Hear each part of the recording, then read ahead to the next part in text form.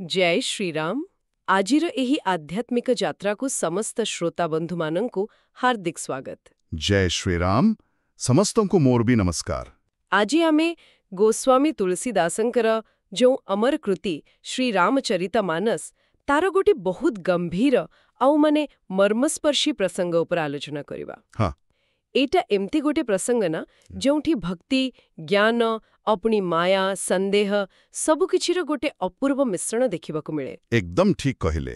ଆମେ ଆଜି ବାଲକାଣ୍ଡର ସେଇ ଅଂଶକୁ ଯିବା ଯେତେବେଳେ ଭଗବାନ ଶିବ ଦଣ୍ଡକାରଣ୍ୟରେ ପ୍ରଥମ ଥର ପାଇଁ ପ୍ରଭୁ ଶ୍ରୀରାମଙ୍କୁ ମଣିଷ ରୂପରେ ଦେଖୁଛନ୍ତି। ହଁ ଆଉ ସେଇ ଦର୍ଶନଟା ଶିବଙ୍କ ହୃଦୟରେ ତ ଅପାର ଆନନ୍ଦ ଆଣୁଛି, କିନ୍ତୁ ସେହି ସମୟରେ ତାଙ୍କ ସାଙ୍ଗରେ ଥିବା ମାତା ସତୀଙ୍କ ମନରେ ଗୋଟେ ବଡ଼ ସନ୍ଦେହ ବି ଆସୁଛି। ଆରେ ବା, ଏଇଟା ତ ବଡ଼ ମଜେଦାର କଥା। ମାନେ ଗୋଟେ ପଟେ ପରମ ଜ୍ଞାନୀ ଶିବଙ୍କର ସେ ଅଲୌକିକ ଅନୁଭୂତି, ଆଉ ଅନ୍ୟପଟେ ସ୍ୱୟଂ ଦେବୀ ସତୀ, ତାଙ୍କ ମନରେ ପୁଣି ସଂଶୟ। ହଁ, ଏହି ଆଲୋଚନାଟାକୁ ଭଲ ଭାବରେ ବୁଝିବା ପାଇଁ, ତାର ଗଭୀରତାକୁ ଅନୁଭବ କରିବା ପାଇଁ ଆମ ଶ୍ରୋତାମାନଙ୍କୁ ଅନୁରୋଧ ରହିବ ଏହାକୁ ଆରମ୍ଭରୁ ଶେଷ ଯାଏ ପୁରା ମନ ଦେଇ ଶୁଣନ୍ତୁ। ଏବଂ ହଁ, ଯଦି ଏମିତି ଆଧ୍ୟାତ୍ମିକ ଆଲୋଚନା, ଏ ଜ୍ଞାନଭରା କଥା ସବୁ ନିୟମିତ ଶୁଣିବାକୁ ଚାହୁଁଛନ୍ତି, ତାହେଲେ ଆମ ଚ୍ୟାନେଲ ସହିତ ଯୋଡ଼ି ହୋଇ ରହିବାକୁ ଆଦମ ଭୁଲିବେନି। ସେଇଟା ଆମକୁ ବହୁତ ଉତ୍ସାହ ଦିଏ। ତେବେ ଆଉ ଡେରି କାହିଁକି? ଆସନ୍ତୁ ସିଧା ଯିବା ସେହି ରୋଚକ ପ୍ରସଙ୍ଗ ଭିତରକୁ।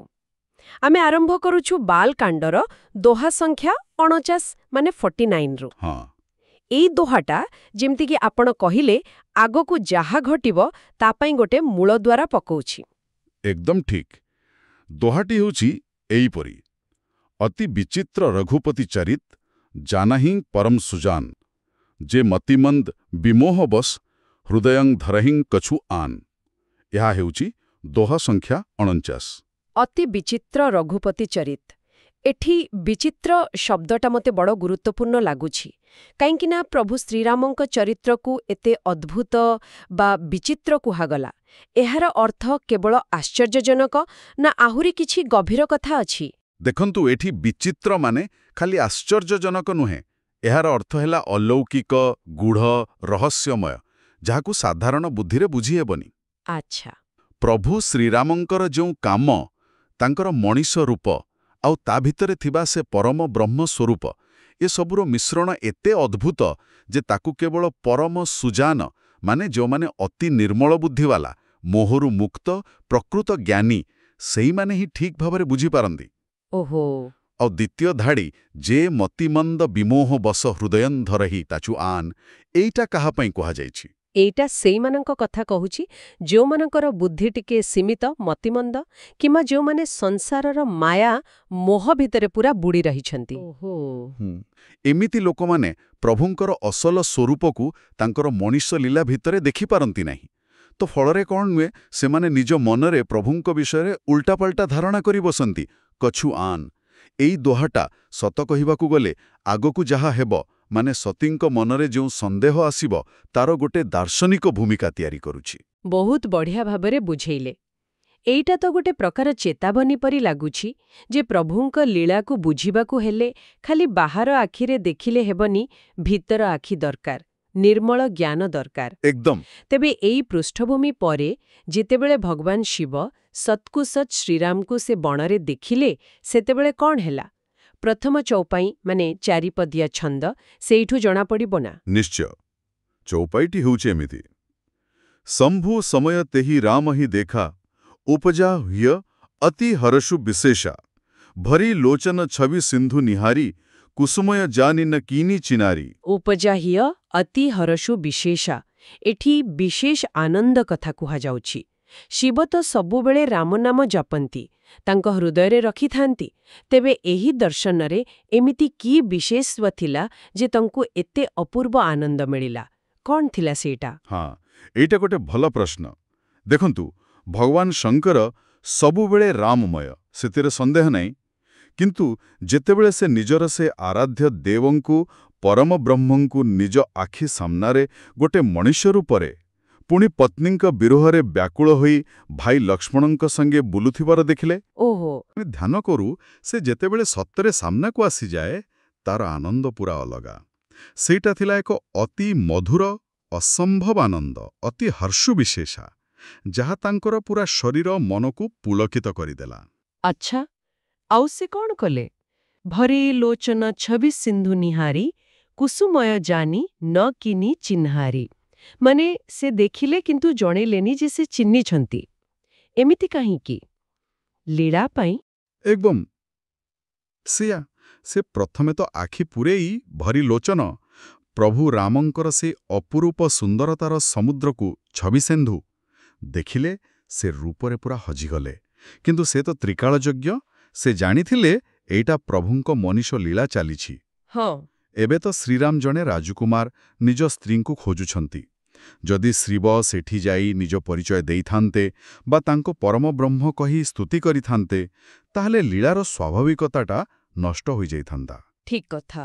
ଏଇଟା ଠିକ୍ ସମୟ ନୁହେଁ, କୁସମୟ ବୋଲି ଜାଣିକି ସେ ନିଜ ପ୍ରଭୁଙ୍କୁ ଚିହ୍ନିକି ବି କିଛି ଜଣେଇଲେ ନାହିଁ।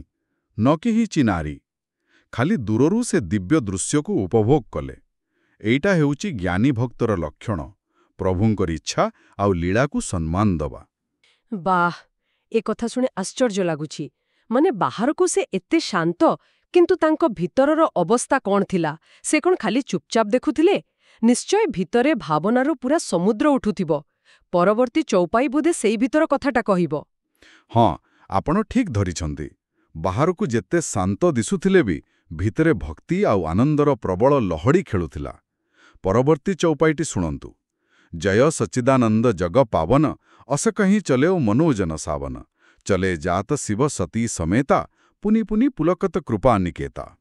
ଏଠି ଦେଖନ୍ତୁ, ଯିଏ କାମଦେବଙ୍କୁ ନିଜ କ୍ରୋଧ ନିଆଁରେ ପୋଡ଼ି ପାଉଁଶ କରିଦେଇଥିଲେ, ମନୋଜନ ସାବନ, ମାନେ ଯେ ସବୁ ବାସନା, ସବୁ ବିକାରରୁ ପୂରାପୂରି ମୁକ୍ତ, ସେ ନିଜ ଇଷ୍ଟଙ୍କୁ ଦେଖି ଏମିତି ଭାବରେ ଭୋଳ ହୋଇଯାଇଛନ୍ତି ଯେ ମନେ ମନେ ତାଙ୍କୁ ସ୍ତୁତି କରୁଛନ୍ତି। ସେ ମନେ ମନେ କହିଲେ, ହେ ସାରା ଜଗତକୁ ପବିତ୍ର କରୁଥିବା ସଚ୍ଚିଦାନନ୍ଦ ସ୍ୱରୂପ ପରମାତ୍ମା, ଆପଣଙ୍କର ଜୟ ହଉ। ଜୟ ସଚ୍ଚିଦାନନ୍ଦ ଜଗ ପାବନ। ଏମିତି ଭିତର ଭିତରେ ଭକ୍ତି ଜଣାଇକି ସେ ସେଠୁ ଆଗକୁ ଚାଲିଲେ। ଆଉ ସେ ଯେଉଁ ଲେଖା ଅଛି, ପୁନି ପୁନି ପୁଲକତ କୃପା ନିକେତା, ଏହାର ମାନେ ସେ ଖାଲି ମନେ ମନେ କହିଲେନି, ତାଙ୍କ ଦେହରେ ବି ତାର ପ୍ରଭାବ ଦେଖାଗଲା। ନିଶ୍ଚିତ, ନିଶ୍ଚିତ ଭାବରେ। କୃପାରେ ସାଗର ଭଗବାନ ଶିବ, କୃପା ନିକେତା, ଯେତେବେଳେ ନିଜ ପତ୍ନୀ ସତୀଙ୍କ ସାଙ୍ଗରେ, ସତୀ ସମେତା, ସେ ବଣବାଟରେ ଆଗକୁ ଯାଉଥିଲେ, ସେ ଅଲୌକିକ ଦର୍ଶନର ଅନୁଭୂତିଟା ଏତେ ବେଶୀ ଥିଲା ଯେ ତାଙ୍କ ଶରୀର ବାରମ୍ବାର ରୋମାଞ୍ଚିତ ହେଉଥିଲା। ପୁନି ପୁନି ପୁଲକତା। ଆଚ୍ଛା। ତାଙ୍କର ଲୋମ ଟାଙ୍କୁରି ଉଠୁଥିଲା, ହୁଏତ ଆଖିରୁ ଆନନ୍ଦର ଲୁହ ବି ବହୁଥିଲା। ଏଇଟା ହେଉଛି ପ୍ରେମ ଭକ୍ତିର ଶାରୀରିକ ଲକ୍ଷଣ, ଯାହାକୁ ଅଷ୍ଟସାତ୍ତ୍ୱିକ ବିକାର କୁହନ୍ତି। ଏଇଟା ଦେଖାଉଛି ଶିବ ଖାଲି ଜ୍ଞାନୀ ନୁହନ୍ତି, ସେ ଜଣେ ପରମ ଭକ୍ତ ବି।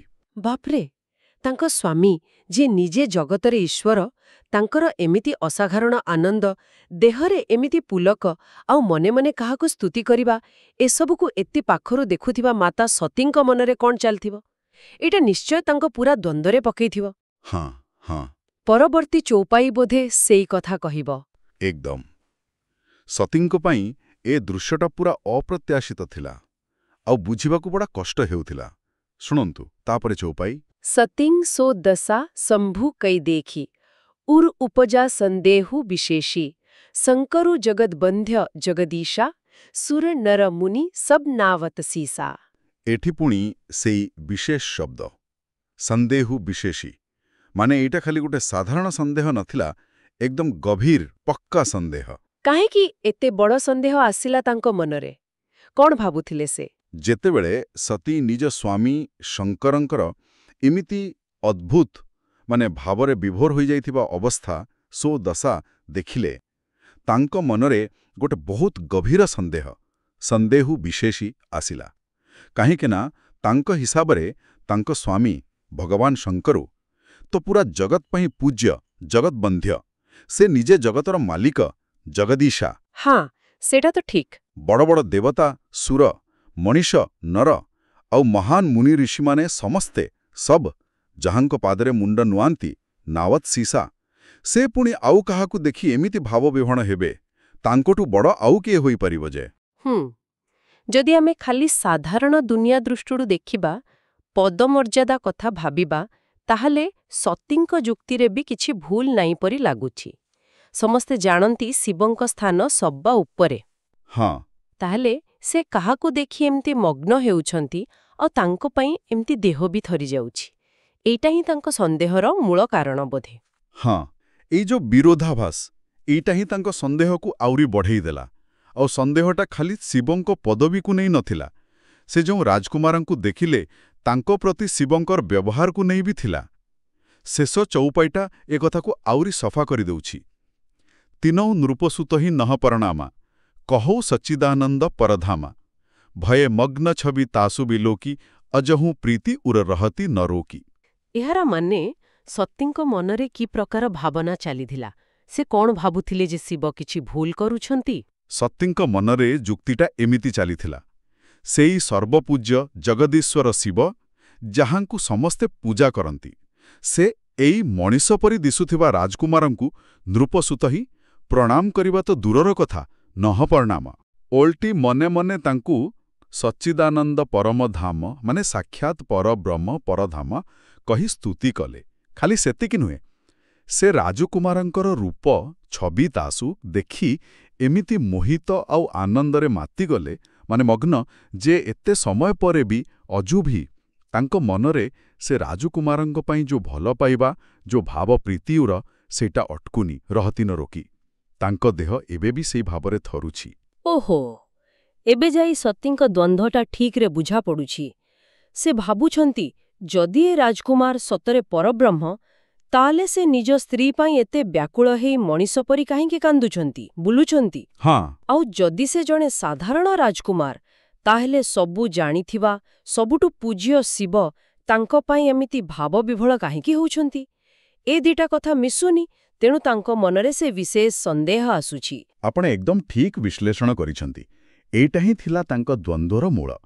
ସେ ଦେଖୁଛନ୍ତି ଶ୍ରୀରାମଙ୍କର ମଣିଷ ପରି ବ୍ୟବହାର, ସ୍ତ୍ରୀ ବିରହରେ ଦୁଃଖ, କିନ୍ତୁ ଶୁଣୁଛନ୍ତି ବା ଦେଖୁଛନ୍ତି ଶିବଙ୍କର ତାଙ୍କ ପ୍ରତି ଦିବ୍ୟ ଦୃଷ୍ଟି, ସଚ୍ଚିଦାନନ୍ଦ ସ୍ତୁତି, ଅପାର ଆନନ୍ଦ। ହଁ, ଏ ଦୁଇଟା ମେଳ ଖାଉନି ବୋଲି ସେ ଶିବଙ୍କ କଥାକୁ, ତାଙ୍କ ଅନୁଭୂତିକୁ ବିଶ୍ୱାସ କରିପାରୁନାହାନ୍ତି। ଏଠି ସେ ପ୍ରଥମ ଦୋହାର କଥା ମନେ ପଡ଼ୁଛି, ଯେ ମତିମନ୍ଦ ବିମୋହ ବସ୍ ହୃଦୟ ଧରହିଁ କଛୁ ଆନ୍। ସତୀ ଦକ୍ଷରାଜାଙ୍କ ଝିଅ ହେଲେ ବି ସେ ସମୟରେ ମାୟାର ଏମିତି ପ୍ରଭାବରେ ଥିଲେ ଯେ ସେ ଶିବଙ୍କ ଜ୍ଞାନ ଆଉ ଭକ୍ତିର ଗଭୀରତାକୁ ବୁଝିପାରିଲେନି, ଆଉ ନିଜ ମନରେ ଗୋଟେ ଅଲଗା ଧାରଣା କରି ବସିଲେ। ତେବେ ଏହି ପଦଗୁଡ଼ିକ ଗୋଟିଏ ସାଙ୍ଗରେ ଦୁଇଟି ପୁରା ଅଲଗା ସ୍ଥିତିକୁ ଦେଖାଉଛି। ଗୋଟେ ପଟେ ଶିବ, ଯେ ମଣିଷ ରୂପରେ ଥିବା ପ୍ରଭୁଙ୍କୁ ଦେଖି ତାଙ୍କ ଦିବ୍ୟତାକୁ ଅନୁଭବ କରି ପରମ ଆନନ୍ଦ ପାଉଛନ୍ତି, ତାଙ୍କ ଲୀଳାକୁ ସମ୍ମାନ ଦେଉଛନ୍ତି। ହଁ, ଆଉ ଅନ୍ୟପଟେ ସତୀ, ଯେ ସେଇ ମଣିଷ ରୂପ ଆଉ ଲୀଳାକୁ ଦେଖି ତାଙ୍କ ଦିବ୍ୟତା ଉପରେ ସନ୍ଦେହ କରୁଛନ୍ତି। ଏଇଟା କ'ଣ ଦେଖାଉଛି ଯେ ସତକୁ ଦେଖିବା ପାଇଁ ଆମ ଭିତରର ପାତ୍ରତା କେତେ ଜରୁରୀ? ନିଶ୍ଚିତ ଭାବରେ। ଏ ପ୍ରସଙ୍ଗର ସବୁଠାରେ ବଡ଼ ଶିକ୍ଷାବୋଧ ବୋଧେ ଏଇଆ, ଜ୍ଞାନୀ ପାଇଁ ଯାହା ସତର ଦର୍ଶନର ଆନନ୍ଦ, ମୁହଁରେ ପଡ଼ିଥିବା ଲୋକ ପାଇଁ ସେଇଟା ହିଁ ଗଭୀର ସନ୍ଦେହର କାରଣ ହୋଇଯାଏ। ଏଇଟା ଦେଖାଏ ଯେ ସତ୍ୟ ବା ଭଗବାନ ତ ଗୋଟିଏ, କିନ୍ତୁ ଆମ ନିଜ ଭିତରର ଅବସ୍ଥା, ଆମ ବିଶ୍ୱାସ, ଆମେ କେତେ ମୋହରୁ ମୁକ୍ତ, ସେଇଟା ହିଁ ତାର ଅନୁଭୂତିକୁ ଠିକ୍ କରେ। ଶିବଙ୍କ ପାଖରେ ବିଶ୍ୱାସ ଆଉ ଜ୍ଞାନ ଥିଲା, ସେଥିପାଇଁ ସେ ଆନନ୍ଦ ପାଇଲେ। ସତୀଙ୍କ ମନରେ ସେତେବେଳ ସନ୍ଦେହ ଆଉ ମୋହ ଥିଲା, ସେଥିପାଇଁ ସେ ଦ୍ୱନ୍ଦ୍ୱରେ ପଡ଼ିଗଲେ। କିନ୍ତୁ ସତୀ ତ ଶିବଙ୍କର ଅର୍ଦ୍ଧାଙ୍ଗିନୀ। ସେ କ'ଣ ଏ ସନ୍ଦେହକୁ ମନରେ ରଖି ଚୁପ୍ ହୋଇଗଲେ, ନା ଏହାର ସମାଧାନ ପାଇ କିଛି କଲେ? ମନରେ ଯେତେବେଳେ ଏତେ ବଡ଼ ପ୍ରଶ୍ନ ଉଠିଲା, ସେ ନିଶ୍ଚୟ କିଛି କରିଥିବେ। ନା, ସେ ଚୁପ୍ ରହିପାରିଲେ ନାହିଁ। ତାଙ୍କ ମନର ସନ୍ଦେହ ଏତେ ବେଶୀ ଥିଲା ଯେ ସେ ଏହାର ସତମିଛ ଜାଣିବାକୁ ଚାହିଁଲେ। ଏହାପରେ ଯାହା ହେଲା ସେଇଟା ଆହୁରି ନାଟକୀୟ। ଶିବ ଯଦିଓ ସବୁ ଜାଣିପାରୁଥିଲେ ଆଉ ସତୀଙ୍କୁ ବାରମ୍ବାର ମନା ବି କରୁଥିଲେ ଯେ ରାମ ହେଉଛନ୍ତି ସାକ୍ଷାତ ପରବ୍ରହ୍ମ, ତଥାପି ସତୀଙ୍କ ମନରୁ ସନ୍ଦେହ ଗଲାନି। ଶିବ ତାଙ୍କୁ ମନା କଲେ କେମିତି? ରାମଚରିତମାନସରେ ଅଛି ଯେ ଯେତେବେଳେ ସତୀ ନିଜ ସନ୍ଦେହ କଥା କହିଲେ ଆଉ ଶ୍ରୀରାମଙ୍କୁ ପରୀକ୍ଷା କରିବାକୁ ଚାହିଁଲେ, ଶିବ ତାଙ୍କୁ ବହୁତ ବୁଝେଇଲେ। ଆଚ୍ଛା, ସେ କହିଲେ, ଯଦି ତମ ମନରେ ଏତେ ସନ୍ଦେହ, ତେବେ ଯାଅ ପରୀକ୍ଷା କର, କିନ୍ତୁ ଏମିତି କର ଯେମିତି ତମ ସନ୍ଦେହ ଦୂର ହୋଇଯାଏ। ସେ ଆହୁରି ବି କହିଲେ, କିନ୍ତୁ ମନେ ରଖିଥାଅ, ମୋ ପାଇଁ ସେ ହେଉଛନ୍ତି ସାକ୍ଷାତ ସଚ୍ଚିଦାନନ୍ଦ। ଏଇଟା ଏକ ପ୍ରକାର ପରୋକ୍ଷରେ ଚେତାବନୀ ଦେବା ପରି ଥିଲା। ସେ ଜାଣିଥିଲେ ଯେ ପରୀକ୍ଷା କଲେ ସତୀଙ୍କର ହିଁ ଅମଙ୍ଗଳ ହେବ। କିନ୍ତୁ ସତୀ ବୋଧହୁଏ ସେ କଥାକୁ ମାନିଲେ ନାହିଁ। ନା, ମାୟାର ପ୍ରଭାବ ସେତେବେଳେ ଏତେ ବେଶୀ ଥିଲା ଯେ ସେ ଶିବଙ୍କ କଥାକୁ ବି ପୁରା ବିଶ୍ୱାସ କରିପାରିଲେ ନାହିଁ। ସେ ଭାବିଲେ ନିଜେ ପରୀକ୍ଷା କରିକି ହିଁ ସତ ଜାଣିବେ। ସେ ଭାବିଲେ ଯଦି ରାମ ସତରେ ଭଗବାନ ତାହେଲେ ସେ ନିଶ୍ଚୟ ମୋତେ ଚିହ୍ନିବେ, ମୋର ଛଳନାକୁ ଧରି ପକାଇବେ, ଆଉ ଯଦି ସେ ସାଧାରଣ ମଣିଷ ତେବେ ସେ ମୋତେ ଚିହ୍ନିପାରିବେନି। ତେବେ ସେ କେମିତି ପରୀକ୍ଷା କଲେ? ଏଇଟା ତ କାହାଣୀର ବହୁତ ଗୁରୁତ୍ୱପୂର୍ଣ୍ଣ ମୋଡ଼। ସେ ଗୋଟେ ଅଦ୍ଭୁତ କାମ କଲେ। ସେ ଭାବିଲେ ରାମ ତ ନିଜ ସ୍ତ୍ରୀ ସୀତାଙ୍କ ପାଇଁ ବ୍ୟାକୁଳ ହେଉଛନ୍ତି, ତ ତେଣୁ ସେ ନିଜେ ମାତା ସୀତାଙ୍କର ରୂପ ଧରିଲେ। ଆରେ ହଁ, ସୀତାଙ୍କ ରୂପ ଧରି ଶ୍ରୀରାମ ଯେଉଁ ବାଟରେ ଯାଉଥିଲେ ସେ ବାଟରେ ଯାଇ ତାଙ୍କ ସାମ୍ନାରେ ଠିଆ ହେଲେ। ତାଙ୍କର ଉଦ୍ଦେଶ୍ୟ ଥିଲା ଦେଖିବା ରାମ ତାଙ୍କୁ ସୀତା ଭାବି କ'ଣ କହୁଛନ୍ତି ବା କେମିତି ବ୍ୟବହାର କରୁଛନ୍ତି। ଏଇଟା ତ ବଡ଼ ଭୁଲ ପଦକ୍ଷେପ ପରି ଲାଗୁଛି। ନିଜେ ଜଗତଜନନୀ ସୀତାଙ୍କ ରୂପ ଧରି ତାଙ୍କ ସ୍ୱାମୀଙ୍କୁ ପରୀକ୍ଷା କରିବାକୁ ଯିବା। ଏହାର ଫଳ କ'ଣ ହେଲା? ଏହାର ଫଳ ବହୁତ ଗମ୍ଭୀର ହେଲା। ଏତେ ଗମ୍ଭୀର ଯେ ପରବର୍ତ୍ତୀ ସମୟରେ ସତୀଙ୍କୁ ନିଜ ଦେହ ତ୍ୟାଗ କରିବାକୁ ପଡ଼ିଲା। କିନ୍ତୁ ସେ ପରୀକ୍ଷା ବେଳେ କ'ଣ ହେଲା, ଶ୍ରୀରାମ କେମିତି ଜବାବ ଦେଲେ, ଆଉ ଶିବ କେମିତି ସତ ଜାଣିଲେ, ସେସବୁ ଆହୁରି ରୋଚକ ଆଉ ଶିଖିବା ଭଳି କଥା। ବାସ୍ତବିକ ପରି ଆଜିର ଆଲୋଚନାଟା ଏମିତି ଗୋଟେ ଜାଗାରେ ପହଞ୍ଚିଛି ଯେ ଆଗକୁ କ'ଣ ହେଲା ଜାଣିବାକୁ ବହୁତ ଆଗ୍ରହ ହେଉଛି। ଆମେ ଆଜି ଶ୍ରୀରାମଚରିତମାନସର ଏକ ବହୁତ ମାର୍ମିକ ଆଉ ଦାର୍ଶନିକ ଦିଗକୁ ଛୁଇଁଲେ। ହଁ, ଗୋଟିଏ ଘଟଣାକୁ ନେଇ ଦୁଇଟି ପୁରା ଓଲଟା ଦୃଷ୍ଟିକୋଣ। ଶିବଙ୍କର ସେ ଭକ୍ତିଭରା ଦିବ୍ୟ ଦୃଷ୍ଟି, ଆଉ ସତୀଙ୍କର ସେ ମଣିଷ ପରି ସନ୍ଦେହ ଆଉ ପରୀକ୍ଷା କରିବାର ଇଚ୍ଛା ଏକଦମ ସ୍ପଷ୍ଟ ହୋଇଗଲା। ଆଉ ଏଇ ଆଲୋଚନାରୁ ଆମେ ଏଇ ମୁଖ୍ୟ କଥାଟି ଶିଖିପାରିବା ଯେ ଭଗବାନଙ୍କର ଲୀଳା ଆଉ ତାଙ୍କର ଅସଲ ସ୍ୱରୂପ ବହୁତ ଗଭୀର, ବୁଝିବା କଷ୍ଟ ଆଉ ରହସ୍ୟମୟ। ତାକୁ ଖାଲି ବାହାର ଆଖିରେ ଦେଖି ବା ସାଧାରଣ ବୁଦ୍ଧିରେ ବିଚାର କରି ବୁଝି ହେବନି। ସେଥିପାଇଁ ଦରକାର ଅଟଳ ଶ୍ରଦ୍ଧା, ନିର୍ମଳ ବିଶ୍ୱାସ, ଗୁରୁଙ୍କ କଥାରେ ଭରସା ଆଉ ମୋହରୁ ମୁକ୍ତ ଗୋଟେ ଶାନ୍ତ ମନ। ଯେଉଁଠି ସନ୍ଦେହ ପଶିଲା ସେଠି ସତ୍ୟର ଦର୍ଶନ ଆଉ ସମ୍ଭବ ହୁଏନି। ବହୁତ ସୁନ୍ଦର ଭାବରେ ସାରାଂଶଟି କହିଲେ। ଯଦି ଆମ ଶ୍ରୋତା ବନ୍ଧୁମାନଙ୍କୁ ଆଜିର ଏ ଗଭୀର ଆଲୋଚନା ଭଲ ଲାଗିଥାଏ ଆଉ ସେମାନେ ଏଥିରୁ କିଛି ନୂଆ କଥା ଶିଖିଲେ ବୋଲି ଭାବୁଛନ୍ତି, ତେବେ ଦୟାକରି ଏହି ପ୍ରୟାସ ପାଇଁ ଗୋଟିଏ ଲାଇକ୍ ଦେଇ ଆମକୁ ଉତ୍ସାହିତ କରନ୍ତୁ। ହଁ, ନିଶ୍ଚୟ। ଏବଂ ଏହି ମହତ୍ତ୍ୱପୂର୍ଣ୍ଣ ଜ୍ଞାନକୁ ଅନ୍ୟ ଶ୍ରଦ୍ଧାଳୁ, ଜାଣିବାକୁ ଆଗ୍ରହୀ ବନ୍ଧୁ ଓ ପରିବାର ଲୋକଙ୍କ ପାଖରେ ପହଞ୍ଚାଇବାରେ ସାହାଯ୍ୟ କରନ୍ତୁ। ଏହାକୁ ନିଶ୍ଚୟ ସେୟାର କରନ୍ତୁ। ପ୍ରଭୁ ଶ୍ରୀରାମଙ୍କ କୃପା ସବୁବେଳେ ଆମ ସମସ୍ତଙ୍କ ଉପରେ ରହିଥାଉ। ଆଉ ଯଦି କିଛି ଅନୁଭବ, କିଛି ଭାବନା ବା ପ୍ରଶ୍ନ ଏହି ପ୍ରସଙ୍ଗକୁ ନେଇ ମନରେ ଆସୁଛି, ତେବେ କମେଣ୍ଟ ବକ୍ସରେ ନିଶ୍ଚୟ ଲେଖି ଜଣାନ୍ତୁ। ଆଉ ନିଜର ଶ୍ରଦ୍ଧା ଜଣାଇବା ପାଇଁ କମେଣ୍ଟ ବକ୍ସରେ ଜୟ ଶ୍ରୀରାମ ଲେଖିଲେ ଆମକୁ ବି ବହୁତ ଖୁସି ଲାଗିବ। ତେବେ ସତୀ ଯେତେବେଳେ ସୀତାଙ୍କ ରୂପ ଧରି ଶ୍ରୀରାମଙ୍କ ସାମ୍ନାକୁ ଗଲେ, ସେଠି କ'ଣ ହେଲା, ଶ୍ରୀରାମ ତାଙ୍କୁ କ'ଣ କହିଲେ, ଆଉ ଏହି ପରୀକ୍ଷାର ଫଳ ସତୀ ଆଉ ଶିବଙ୍କ ସମ୍ପର୍କ ଉପରେ କି ପ୍ରଭାବ ପକେଇଲା, ଏସବୁ ଜାଣିବା ପାଇଁ ଆମକୁ ଆଗାମୀ ଆଲୋଚନାକୁ ଅପେକ୍ଷା କରିବାକୁ ପଡ଼ିବ। ହଁ, ସେହି ଘଟଣାକ୍ରମଟା ହିଁ ଏହି ପ୍ରସଙ୍ଗର ଶେଷ ଆଉ ଗୋଟେ ନୂଆ ଅଧ୍ୟାୟର ଆରମ୍ଭ। ତାହା ଜାଣିବା ପାଇଁ ଆମର ପରବର୍ତ୍ତୀ ଆଲୋଚନା ଶୁଣିବାକୁ ଭୁଲିବେ ନାହିଁ। ଆଜି ପାଇଁ ତାହେଲେ ଏତିକି। ପୁଣି ଭେଟିବା ଶ୍ରୀରାମଚରିତମାନସର ଆଉ ଏକ ମହତ୍ତ୍ୱପୂର୍ଣ୍ଣ ପ୍ରସଙ୍ଗ ଆଉ ତାର ଗଭୀର ଆଲୋଚନା ସହିତ।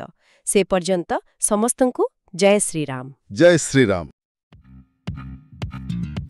ଆପଣ ଶୁଣୁଛନ୍ତି ରେଡିଓ ତୋଷାଳୀ, ଆମ ମାଟିର ସ୍ୱର।